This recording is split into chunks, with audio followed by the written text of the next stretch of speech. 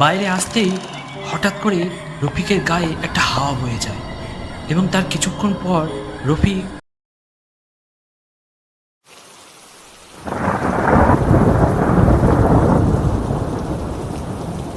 হ্যাঁ গো রাজানা, সন্ধে হতে চললো, এখনো তো দাদু এলো না। কি করে আসবে বলতো?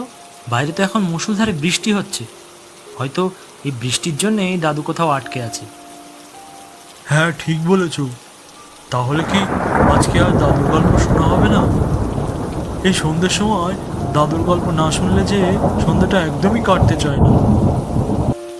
ঠিক তখনই পেছন থেকে একজন বলে উঠল, কি রে, তোরা কি বলছিস আমার নামে? আরে এই তো রহিম দাদু চলে এসেছে, তোমার কথাই বলছিলাম রাজাদাকে। তা কি বলছিলি আমার নামে রাজার কাছে? কি আর বলবে, ও বলছিল যে তোমার গল্প না শুনলে সন্ধ্যাটা একদমই কাটতে চায় না। ও আচ্ছা, বুঝলাম। তা আজকে তোরা কি গল্প শুনবি? প্রতিদিন তো তুমি ওই রূপকথার গল্প বলো, আজকে এই বৃষ্টির রাতে তুমি একটা সত্যিকারের ভয়ানক ভূতের গল্প বলো তো। হ্যাঁ ঠিক বলেছিস গোপাল। হ্যাঁ দাদু, আজকে তুমি একটা ভয়ঙ্কর ভূতের গল্প বলো তো। ভূতের গল্প শুনবি, তাও আবার সত্যিকারের? তাহলে আজকে তোদেরকে আমার ভাগ্নে রফিকের গল্প শোনাব। রফিক বাংলাদেশের খুলনা জেলায় ওর মার সাথে বাস করত। অনেক ছোটবেলায় ওর বাবাকে হারায়, আর তারপর থেকে ও একটা মুরগির খামারে কাজ করতে আরম্ভ করে। শোনো রফিক, আজ থেকে এই খামারের দেখাশোনার দায়িত্ব তোমার। এই খামারে যত মুরগি আছে তাদের সবাইকে সকাল বিকেল রাত্রি খাবার দিতে হবে। আর হ্যাঁ, এই খামার থেকে কেউ যেন একটা মুরগিও চুরি করতে না পারে সেদিকে তোমার লক্ষ্য রাখতে হবে। ঠিক আছে মালিক, আপনি যা বলবেন তাই হবে। আজকের গল্পটি একটি সত্য ঘটনা অবলম্বন করে তৈরি করা হয়েছে, আর এই ঘটনাটি পাঠিয়েছে বাংলাদেশ থেকে এক দর্শক বন্ধু। আর এটি ঘটেছিল বাংলাদেশের খুলনা জেলার একটি ছোট্ট গ্রামে, যেটি ওই দর্শক বন্ধুর এক চাচাতো ভাই রফিকের সাথে হয়েছিল। যদি আপনারা কেউ ওনার মতন আমাকে গল্প পাঠাতে চান, তাহলে ভিডিওর ডেসক্রিপশানে আমার মেল আইডি দেওয়া থাকলো, ওখানে পাঠাতে পারেন। এরপর নিয়ম মতো রফিক ওই খামারে সকাল বিকেল রাত্রে মুরগিদেরকে খাবার দিত এবং ঠিক সময় মতো রাত্রে ও কাজ শেষ করে বাড়ি চলে যেত। এরপর একদিন রাতে রফিক মুরগিদেরকে খাবার দিচ্ছিল। ঠিক সেই সময় খামারের মালিক রফিকের কাছে এসে রফিককে বলে, শোনো রফিক, আমি ব্যবসার কাজে একদিনের জন্য একটু শহরে যাচ্ছি, আর আমি ফেরানো পর্যন্ত তুমি এই খামারের দেখাশোনা পুরোটা করবে। আর রাত্রে মুরগিদেরকে খাবার দেওয়া হয়ে গেলে তুমি সময় মতো বাড়ি চলে যেও, ঠিক আছে? ঠিক আছে মালিক, আপনি নিশ্চিন্তে যান, আমি মুরগিদেরকে খাইয়ে তারপরই বাড়ি যাব। এরপর খামারের মালিক চলে গেলে রফিক মুরগিদেরকে খাবার খাওয়াতে থাকে। খামার থেকে একটু দূরে একটা বট গাছ ছিল, আর এই বট গাছের আশেপাশে গ্রামের লোকজন বা কেউ তেমন যাতায়াত করতো না, কারণ লোকের মুখে শোনা ওই বট গাছে নাকি কোনো অশুভ আত্মা বা জিন থাকতো। আর এই বিষয়টা রফিকের জানা ছিল না। এনে আয় আয় খা খা খা, আয় আয় খা খা। এদিকে মুরগিদেরকে খাবার খাওয়াতে খাওয়াতে বেশ অনেকটা রাত হয়ে যায়। ঠিক ওই সময় রফিক, এই রফিক, বাইরে আয়। অদ্ভুত গলায় বাইরে থেকে রফিক নাম ধরে ডাকতে শুনে রফিক একটু চমকে যায় এবং বাইরে তাকিয়ে কোথাও কাউকে দেখতে পায় না। কোথাও কাউকে দেখতে না পেয়ে রফিক আবার মুরগিদেরকে খাবার দিতে আরম্ভ করে। আয় আয় খা খা, আয় আয় এনে খা খা। এই রফিক, আয় বাইরে আয়। কে ডাকছো আমাকে? আমি তো কাউকে কোথাও দেখতে পাচ্ছি না। সামনে এসো, নইলে চিনব কি করে? বাইরে আয়, তবেই তো আমাকে দেখতে পাবি। এরপর রফিক খামার থেকে বেরিয়ে বাইরে আসে। বাইরে আসতেই হঠাৎ করে রফিকের গায়ে একটা হাওয়া বয়ে যায় এবং তার কিছুক্ষণ পর রফিক ওখানে চুপচাপ দাঁড়িয়ে থাকে। তারপর রফিক হঠাৎ করে চুপচাপ ওই খামারের ভেতরে যায় এবং খামার থেকে দুটো মুরগি দুহাতে নিয়ে আস্তে আস্তে ওই বটগাছের দিকে এগোতে থাকে। বটগাছের কাছে গিয়ে আস্তে আস্তে রফিক বটগাছে উপরে উঠতে থাকে এবং ওই বটগাছের ভেতরে মুরগি দুটো নিয়ে কোথায় যেন মিশে যায়। এদিকে রাত অনেক হওয়ায় রফিকের মা রফিকের বন্ধু রাজ্জাককে ওই খামারে পাঠায় রফিকের খবর নিতে। খামারে এসে রাজ্জাক দেখে খামারের ভেতরে বা বাইরে কোথাও রফিককে দেখা যাচ্ছে না। রফিককে দেখতে না পেয়ে রাজ্জাক রফিকের নাম ধরে ডাক দেয়। রফিক, বলি এই রফিক, তুই কোথায়? শুনতে পাচ্ছিস আমার কথা? কোথাও রফিককে দেখতে না পেয়ে রাজ্জাক খামার থেকে একটু দূরে ওই বটগাছটার দিকে এগিয়ে যায়। বটগাছটার সামনে যেতেই রাজ্জাক দেখতে পেল রফিক ওখানে হেলান দিয়ে ওই গাছের নিচে শুয়ে আছে। রফিককে শুতে দেখে রাজ্জাক বলে, রফিক, বলি এই রফিক, শুনতে পাচ্ছিস আমার কথা? এখানে এত রাতে তুই কি করছিস? রাজ্জাকের অনেকবার ডাকাডাকির পর রফিকের ঘুম ভাঙে। কিরে, তোকে কতবার ডাকছি, আর তুই এই রাতে এই বটগাছের এখানে কি করছিস?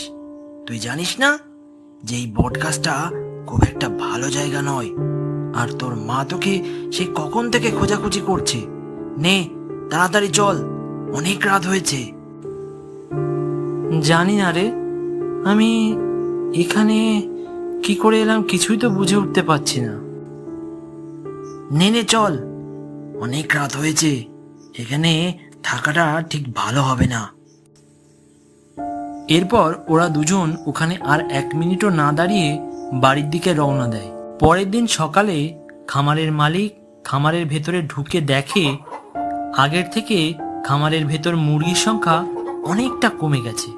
এটা দেখা মাত্রই রফিককে ডাক দিয়ে বলে, কি ব্যাপার রফিক, আমি একদিনের জন্য শহরে গেছি, তার মধ্যে মুরগির সংখ্যা এত কমে গেল কি করে? তা তো বলতে পারবো না মালিক, আমি তো কিছুই জানি না এই বিষয়ে। রফিক কাজে চলে গেলে খামারের মালিক মনে মনে রফিককে সন্দেহ করতে থাকে এবং মনে মনে ভাবতে থাকে এই কাজ মনে হয় রফিকই করছে। তাই সে ঠিক করে যে আজ রাতে লুকিয়ে এসে দেখবে রফিক রাতে কি করে। এরপর বেশ রাত হলে খামারের মালিক দূরে দাঁড়িয়ে দেখতে থাকে রফিক কি করে। আগের দিনের মতন ওই বটগাছ থেকে ওই কালো রঙের ছায়া নেমে এসে ওই খামারের সামনে যায় এবং অপেক্ষা করতে থাকে কখন রফিক ওই খামার থেকে বাইরে বেরোয়। এরপর রফিক কাজ শেষ করে যখন খামার থেকে বাইরে বেরোয় তখন ওই কালো ছায়াটি রফিকের মধ্যে প্রবেশ করে। কালো ছায়াটি রফিকের মধ্যে প্রবেশ করার সাথে সাথেই রফিক আবার ওই খামারের ভেতরে যায় এবং ওখান থেকে 2টি মুরগি হাতে নিয়ে ওই বটগাছের দিকে এগিয়ে যেতে থাকে। মুরগি হাতে নিয়ে রফিককে ওই বটগাছের দিকে এগিয়ে যেতে দেখে খামারের মালিক পেছন থেকে রফিককে ডাক দেয় এবং বলে, এই রফিক, দাঁড়া বলছি, খামার থেকে ওই মুরগি দুটো নিয়ে তুমি কোথায় যাচ্ছ? খামারের মালিকের ডাক শুনে রফিক মুরগি দুটো নিয়ে ওখানেই দাঁড়িয়ে পড়ে। তার মানে এই খামার থেকে অন্য কেউ নয়, তুমি এই মুরগিগুলো চুরি করছো? এটা শুনে রফিক অদ্ভুত গলায় ওই খামারের মালিককে বলে, আমার রাস্তা ছেড়ে দে, নইলে কিন্তু কেউ বাঁচবে না। কি সব উল্টো পাল্টা বকছো রফিক? চুরি করছো, তার উপর আবার আজে বাজে কথা বলছো? এরপর খামারের মালিক দেখলো রফিকের ভেতর থেকে একটা ভয়ঙ্কর রূপী জিন বেরিয়ে আসে এবং বেরিয়ে এসে ওই খামারের মালিককে বলে, তোকে বললাম না এখান থেকে চলে যা, নইলে আজ রফিককে আমি এখানেই মেরে ফেলবো। চলে যা বলছি, চলে যা। এই বলে ওই জিন আবার রফিকের মধ্যে ঢুকে যায় এবং তারপর আস্তে আস্তে ওই গাছের দিকে এগিয়ে যেতে থাকে। এটা দেখে খামারের মালিক পুরো অবাক হয়ে যায় এবং বুঝতে পারে এই কাজ রফিক করছে না, রফিকের ভেতরে থাকা ওই জিনটি রফিককে দিয়ে করাচ্ছে।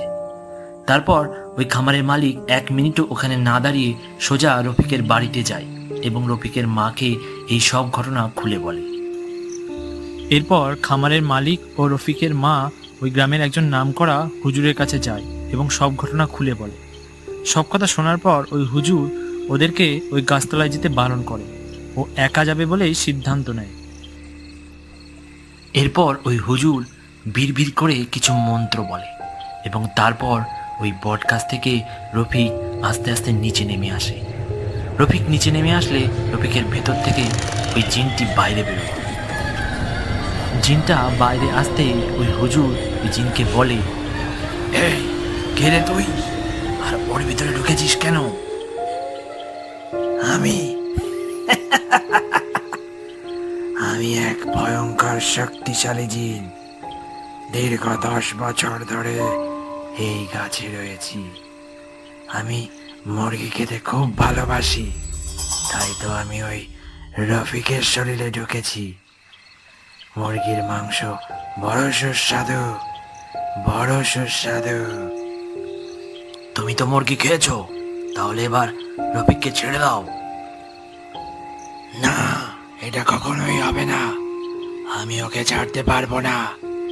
আমি মুরগি খাবো, আমি অনেক মুরগি খাবো, অনেক। এরপর হুজুর বিড়বিড় করে কিছু জাদুই মন্ত্র ওই জিনের দিকে ছুঁড়ে মারে, আর ঠিক তখনই ওই জিনটি চিৎকার করে বলতে থাকে, আহ চলে গেল, আহ চলে গেল, আমাকে ছেড়ে দাও, আমাকে ছেড়ে দাও, আমি আর রফিককে ধরবো না, আমাকে ছেড়ে দাও। আমি তোকে একটা শর্তেই ছাড়তে পারি, যদি তুই আর কখনো রফিকের শরীরে প্রবেশ না করিস, আর এই খামারের আশেপাশেও কোথাও যেন তোকে দেখতে না পাওয়া যায়, তবেই তোকে আমি ছাড়বো। ঠিক আছে, আমি কথা দিচ্ছি, আর কখনো আমি রফিকের শরীরে প্রবেশ করবো না, আর এই খামারের আশেপাশেও আমি আর থাকবো না। আমাকে ছেড়ে দাও, আমাকে মুক্তি করো। এরপর ওই হুজুর ওই জাদুই মন্ত্র জিন থেকে তুলে নিলে জিনটি হঠাৎ করে কোথায় অদৃশ্য হয়ে যায় এবং রফিকও ওই জিনের হাত থেকে মুক্তি পায়।